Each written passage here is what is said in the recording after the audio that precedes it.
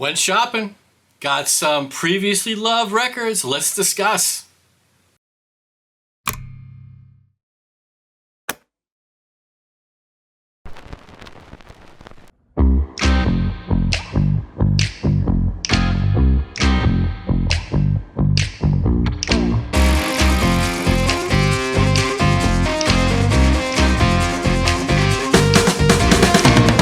Everybody, thanks for joining. I appreciate it. Yes, today what we're going to discuss is just a couple of some killer scores I found at the used record bin. Wanted to share them with you. Mostly, how do they sound from a soundstage and imaging perspective? Maybe a tidbit or two and get you out of here. This is not going to be a deep dive review on any of these things, but maybe this might just nudge you forward to go out and find your own previously loved copy in your local brick and mortar record store, okay? All right, let's go. All right, so for the first record I want to discuss, it is a $10 score. $10. And this is Cheap Trick's Heaven Tonight. It came out in 1978, and this is the third studio album by Cheap Trick. Personally, it's probably my favorite. Get to that in a second. Real quick here, because I did get the next record as well, their fourth studio record, Cheap Trick Dream Police. This is their most popular record. This one cost $28. And I think the reason why is because it was their most popular. As far as condition goes, these things cleaned up really, really nice. Put them in the sonic cleaner, the Humming Guru, about 3 times each. And I did not get really any pops or clicks. A little bit of surface noise maybe in between tracks, but that was it. Thoroughly enjoyable. So let's talk about the Heaven Tonight album first. So let's talk about the soundstage and imaging of this particular record. I think from, again, a soundstage and imaging perspective, pretty darn good, especially for $10. Really wasn't any pops or clicks that was distracting me. A little bit of surface noise in between songs, but hey, this thing's almost 50 years old. It did clean up very nice, and did I mention it was only $10?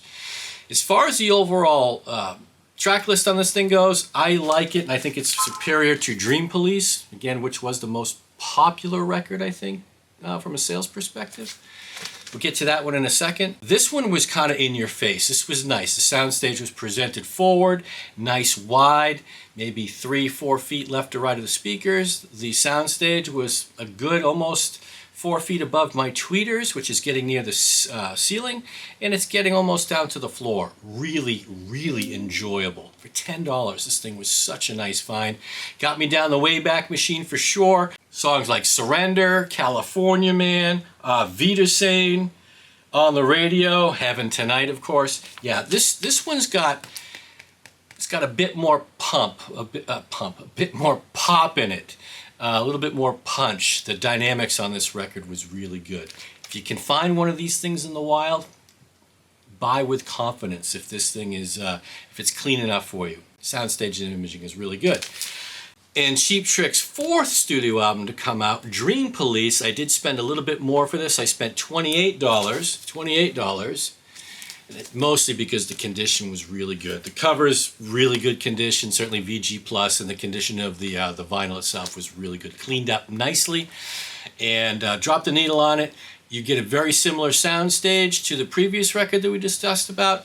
I didn't find that I got as much dynamics on this.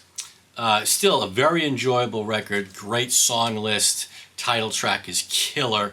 This album was a bit more experimental for Cheap Trick. You're getting some very nice ear candy as it pertains to the soundstage and imaging. If you do come across this and this is an album you love, yeah, don't be afraid. This thing is worth it if you can find it at $28 or perhaps below. Really fun record. These two Cheap Trick records, I hadn't owned these things since the cassette days, way back when, and these things really presented well on my modestly priced hi-fi. So really good here. All right, to the next record. Found this right at the last minute before I was walking out. Obviously, went through the Z's and found Warren Zevon's What Excitable Boy. I'm a fan. Certainly, this is the album that has Werewolves of London on it, Excitable Boy. We'll get to the track list in a second. But I remember there was a lot of hubbub about the mobile fidelity version of this that came out a couple years ago. That's running for $60, I believe, right now. Still available, $59.99. It's a 245 RPM LP, and didn't know if I wanted to go spend that much money on this record. But what I will say is, if you can find this one in the wild, and I spent a little bit. I spent half of that, $32, for a very, very nice record that was really no damage whatsoever, cleaned up extraordinarily well, almost brand new after I put it through the sonic cleaner and dropped the needle on it. This came out in 1978. Mine's the specialty pressing, whatever that matters to you. But one of the coolest things about this record is who plays on it. So let me just give you a really quick rundown of who plays on this record. For those in the know, you already know, but maybe somebody doesn't who's watching this and may go, damn, I should probably give that thing a try. Here's who plays on it. So you've got, obviously, Warren Zevon. But you've got Wharfedale, right? Oh, played with Keith Richards and the Expensive Winos. He played with, what's her face? I've done a review on it. He played on Linda Ronstadt. He was all over Linda Ronstadt's album. Fantastic guitar player. He actually produced this with Warren Zevon as well. Actually, who was the producer on this? Yeah, the producer was not only Waddy Wachtel, but it was also Jackson Browne. So Jackson Browne and Waddy produced this album right here. Fantastic. So again, you've got Leyland Sklar, who plays bass on this thing. Look him up. He's been on a ton of fantastic records. What I didn't know on this thing, didn't know until I read the credits here, all these years. You know, Werewolves of London, right? You know who the rhythm section was? None other than Mick Fleetwood and John McVie. Yes, the rhythm section of Fleetwood Mac is the rhythm section on Werewolves of London. Fantastic, didn't know it. So back to how this thing sounds. Yeah, now I know what all the hubbub is about. This thing really presents itself well. It's got a nice wide, tall, but most importantly, this has a very nice deep sound stage as well. I am sure the 45 RPM mobile fidelity cut is superior to this, but I will say the dynamics on this thing is fantastic. The punch that you get from the snare and the bass drums, just the drums in general within the sound stage is fantastic. And again, the track list. Yeah, Johnny Strikes Up the Band, great song. Excitable Boy, Werewolves of London. Nighttime in the Switching Yard, probably my favorite song on this album. Lawyers, Guns, and Money. That's how this album ended. Lawyers, Guns, and Money. I've never heard it sound as good as I've heard it on this original pressing. Fantastic. So yes, this was a little bit pricey for what I'll spend on a record, a used record, but it was such good condition that the $32 I was willing to go here instead of spending the $60 on a 45 RPM, double 45 RPM. So yeah, big time score. See if you can find one yourselves if you're a fan. Great sounding record. All right, for the next record that I want to share with you is one that I've been trying to find for a very, very long time. If you've watched the channel, you know I'm a fan. Stephen Stills 2. In fact, I paid $24 for this. This still has the original textured gatefold sleeve. This came out in 1971. It is his second, obviously Stephen Stills 2, his second solo endeavor. Anything that Stephen Stills and Bill Halverson produced sounds really, really good, in my opinion. I've got, that's all the Stevens solo records, his Manassas records. I think Halverson was also involved with the Crosby, Stills, and Nash records, if I'm not mistaken. Everything these guys put together really sounds great on a modestly priced hi-fi system. Soundstage is excellent. Big, wide, it's got depth. And in this particular one, again, paying $24 for it, it cleaned up exceptionally well. I haven't found one of these that's been in this good a condition. Found them out in the wild, but there was always something wrong with it, so I put it back. This one was a, this one found me, we'll say. Really good condition. And again, if you're a fan, the songs on this record, real quick, couple of them. Side 1, Change Partners. Fishes and Scorpions, Sugar Babe is on this. Know You Got to Run. Second side, it has Singing Call on it, Word Game, Bluebird Revisited, amongst others. A very, very good album. So yeah, I was lucky, found one in excellent condition. They're out there, folks. If you're a fan, don't be shy. All of the stuff that I think, again, that Stephen Stills and Bill Halverson put together from a production perspective sounds great from a soundstage and imaging perspective. That came out weird. Yeah, anyway, go find one. Buy with confidence. And for another record that I wanted to share with you that I've been on the hunt for a very long time trying to find a clean copy is Little Feat's sixth studio album, 1978's Time Loves a Hero. I spent a little bit more than I would normally spend on a used record, $28, but this one was in such good condition that I had to. As far as the, again, this is an original copy, the jacket's in great condition. No scratches, no surface wear. This thing shined up really, really nice. No complaints there. I don't know if I were to go find, I think they released, I don't know if they released a new deluxe version of this thing yet or not. I'm not sure. Maybe that comes out in 2 more years when it hits its 50th. But for this, Ted Templeton was the producer on this. And what I have found with Ted Templeton's work is that yeah, you're going to get a nice soundstage on this. It presents itself well. It sits back a little bit, but what that enables, I think, some of the magic to shine through is this has some incredible depth. Meaning that, for instance, when I talked about the Cheap Trick albums earlier, that's really in your face. This one sits back a little bit. Maybe it's a little bit wider in the soundstage, but this one is definitely deeper in the listening experience from a sound stage and imaging perspective. Meaning, close your eyes, watch it with your mind's eye. You're going to see the different depths within the instrumentation. Fantastic. So yeah, if you are a fan of soundstage and imaging and of Little Feat, and you can find Time Loves a Hero out there in the wild in really good condition, yeah, be confident that it's going to sound really good on your modestly high-priced hi-fi system as well. All right. I've got 2 more records to share with you, and then we'll get you out of here. The next one, from 1977. I've been living there lately, it seems like. A lot of great music came out in 77. This one was the 7th studio album by ELO, and this is Out of the Blue, a double set. I spent $24 on it. So really, I spent $12 a record. This one, I have not found one out in the wild that has been in this good a condition either. In fact, this one I bought on consignment. Took out the records, looked at them. They were in excellent condition. And I must say, right, ELO, it does sound really, really good as far as soundstage and imaging.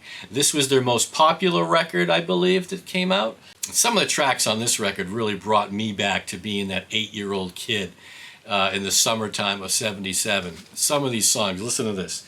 Turn to Stone, Sweet Talkin' Woman, Night in the City. It's got Mr. Blue Sky on it. I mean, and then a lot of songs that I had never heard before.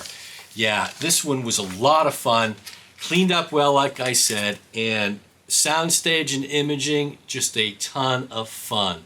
I don't know what the running time in this is, maybe about an hour and a half, but yeah, if you come across this in the wild, if you're a fan of soundstage and imaging, if you're a fan of some imaging gymnastics, you're going to find this a lot of fun to listen to. If you see it in good condition, yeah, take a chance. This thing may just prove to excite you as much as it did me. All right, ELO, Out of the Blue. All right, for the last record here, and nobody is more surprised than I to be sharing this with you. In fact, I bought it almost as a laugh because there's a couple songs on it that I really liked. Did some more research on it, and I was kind of blown away by some of the tidbits that I'll share with you. But first, what is it? It's Dr. Hook Revisited. Dr. Hook in the Medicine Show Revisited. This came out in 1976. This originally was called The Best of Dr. Hook, but then they rebranded it, what you see here, Revisited. This is the best of their first 3 albums, we'll say.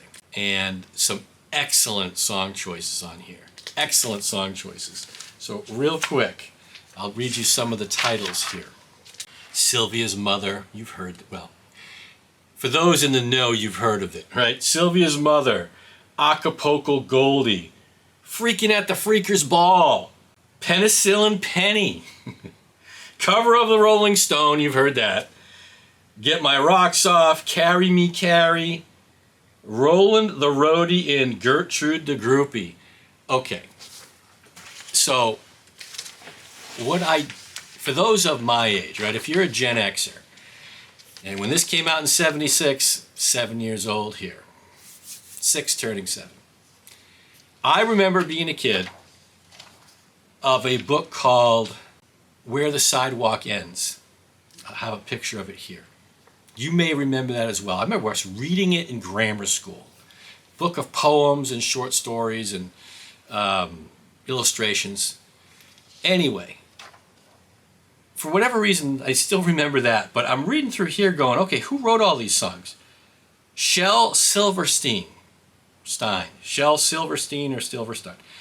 wrote all of the songs on this Dr. Hook album. He's the author of that children's book. And I was blown away because the content of some of these songs, Freaking at the Freakers Ball, Penicillin Penny, Roland the Roadie and Gertrude the Groupie. Oh my gosh, what I didn't know. All right, so that was a fun tidbit, but the most surprising thing, this wasn't a gimmick record. This thing sounds awesome as far as soundstage and imaging goes. It is, first of all, this thing cleaned up exceptionally well. $6 I spent on this thing.